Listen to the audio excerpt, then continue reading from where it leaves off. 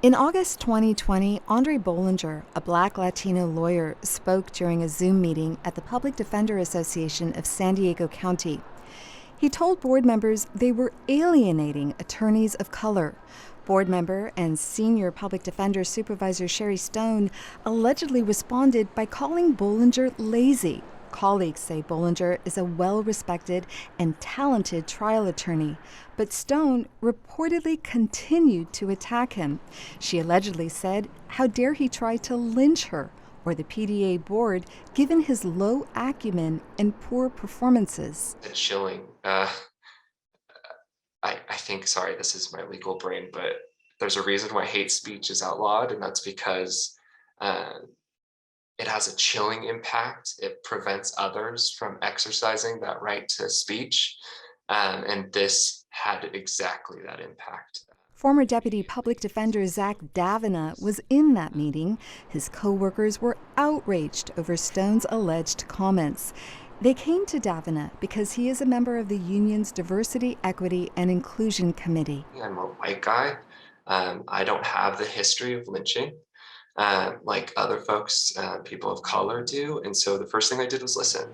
And then he says he and fellow DEI committee members recommended that Stone receive diversity training. About how that was an act of aggression, and also that her role as a supervisor should be reconsidered. Never anything about her job. I'm never asking her to lose her job. Davina believes his recommendation ultimately cost him his job. About a month later, Davina says Stone sat on his tenure review panel and told him, "I want you to know that threats against coworkers, slights was the word she used, slights against coworkers will come back to bite you." Davina believes he also ran afoul of management months earlier when he came out as gay to an LGBTQ panel. In doing so, he said the public defender office had not always been so welcoming to people like him. He says the backlash was immediate.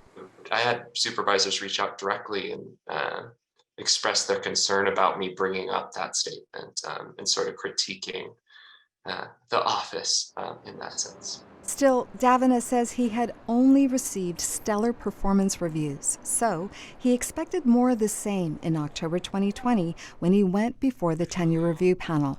He was wrong. It's almost, I would say, the second or maybe third question after "how are you" was, "You're pretty," sorry, "you're pretty animated and flamboyant. Don't you think that hurts your clients?"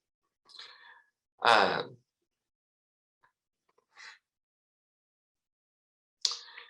sorry, which uh,